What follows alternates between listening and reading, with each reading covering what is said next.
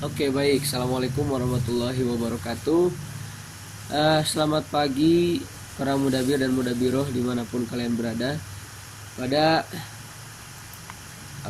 kali ini saya akan coba membahas masih tentang interpreting.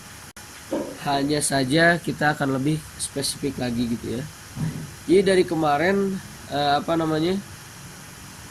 jenis contoh interpreting yang sudah saya kirimkan atau yang sudah saya jelaskan dalam video sebelumnya.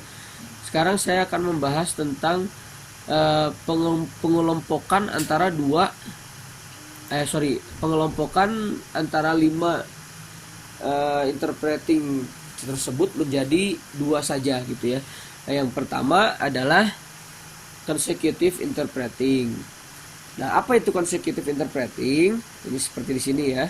Nah, consecutive interpreting itu adalah cara seseorang menerjemahkan dari satu bahasa ke bahasa yang lain, tapi caranya itu after the speaker is finished, atau setelah pembicara itu selesai.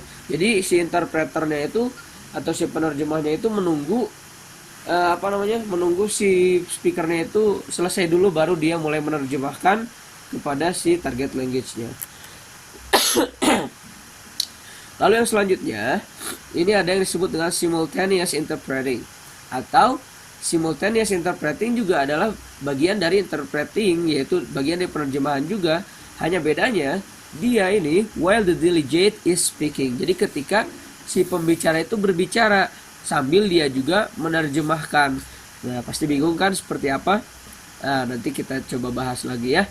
Nah, itu sedikit perbedaan atau garis besar perbedaan antara consecutive interpreting dan juga simultaneous interpreting. Yang selanjutnya yang akan kita bahas, ini whisper interpreting dan side interpreting nggak perlu ya, itu karena ini juga sebetulnya bagian dari sini, jadi nggak usah masalah. Oke, yang selanjutnya ini nanti kita akan bahas ya.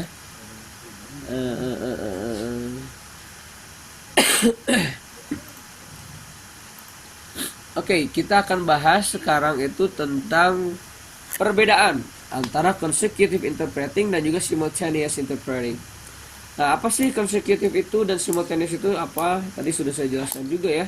Nah, perbedaannya apa? Oke, kita lihat ke screen yang di sini ya.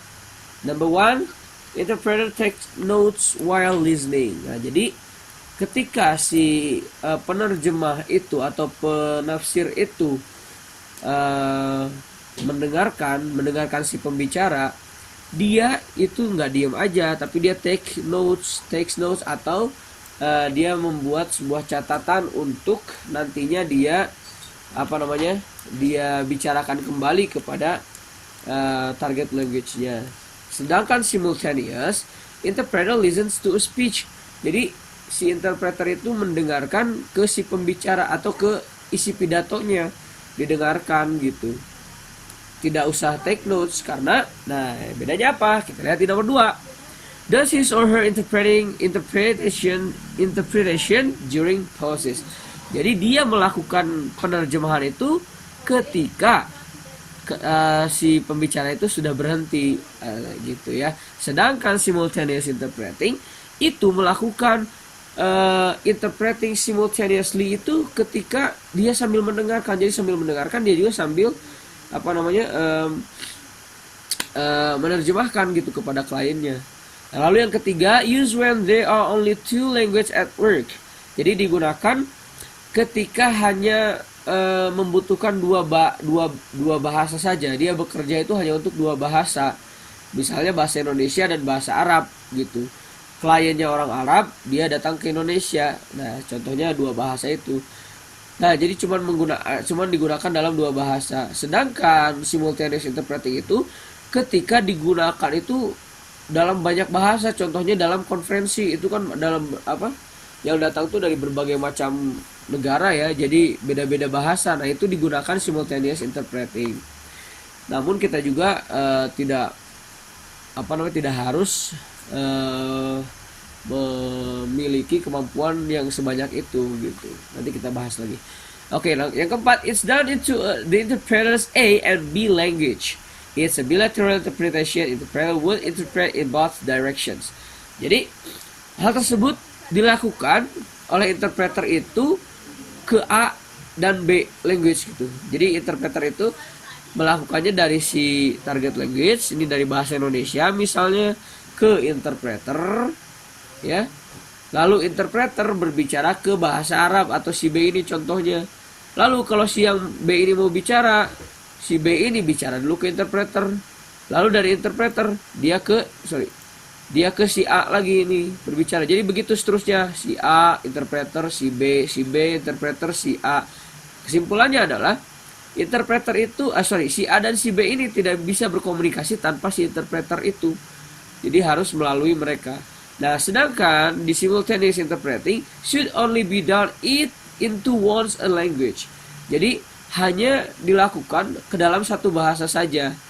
Gitu. Jadi kita nggak usah Indonesianya kita ngomong, terus bahasa Arabnya kita ngomong, nggak usah. Misalnya klien kita orang Arab, terus yang lagi ngomong itu orang Inggris misalnya, ya udah kita ngomongnya bahasa Arab aja, nggak usah bahasa Inggrisnya juga diomongin gitu ya. Lalu yang kelima ada events with limited number of participants. Jadi kegiatannya atau acaranya itu dengan peserta yang sedikit.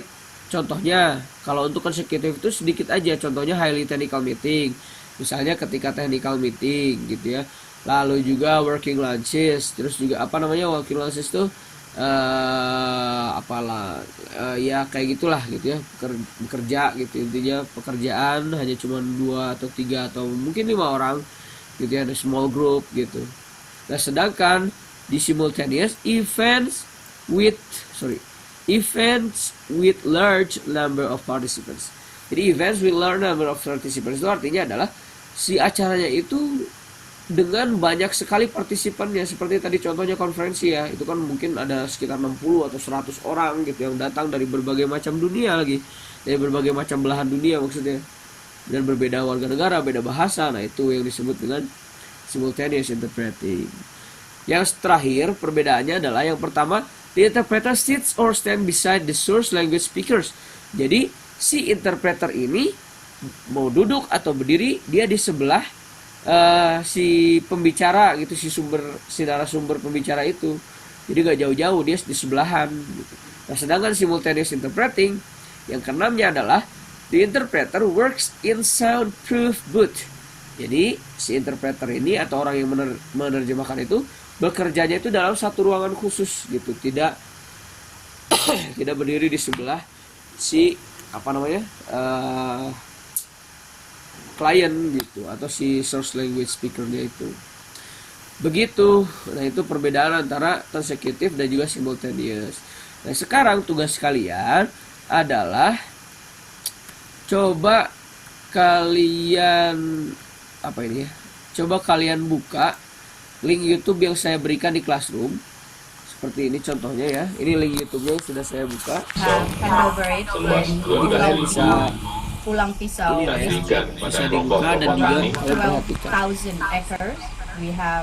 Nah, ini adalah yang disebut dengan simultaneous interpreter example atau contoh dari simultaneous interpreter.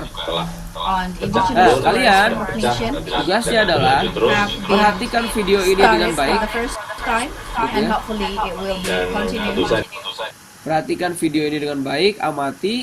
Lalu tugas kalian adalah tulis kesimpulan yang berkaitan dengan video ini menurut kalian masing-masing di dalam kertas atau dalam buku kalian. Tulis menggunakan bahasa Inggris atau bahasa Arab. Fotoin. Setelah itu lalu kalian kirimkan di grup WA aja. Jadi setelah kalian tulis namanya, tulis nama kalian, nomor stambuk juga. Lalu tulisannya contohnya ya, saya kasih contoh begini misalnya. Misalnya begini. Nama. Misalnya begini. Stambuk.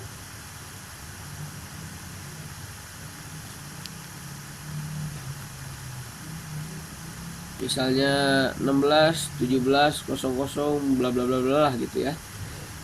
Nah, lalu di sini kalian tuliskan kesimpulan. Kalau dalam bahasa ini saya bahasa Indonesia aja deh.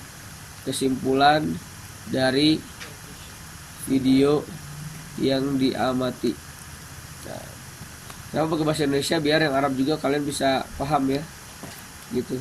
Nah, kesimpulan dari video yang diamati, misalnya kalian buat kesimpulan, setelah saya mengamati video tersebut bla bla bla bla bla, silahkanlah kalian berkreasi semaksimal mungkin. Itu aja mungkin. Nah, nanti kalian fotoin setelah kalian tulis itu ya, kalian foto lalu kalian kirim ke grup WA. Nanti nilainya akan saya upload lagi tugasnya atau update tugasnya ke grup WA juga. Itu saja tugas hari ini. Terima kasih banyak. Good luck. Assalamualaikum warahmatullahi wabarakatuh.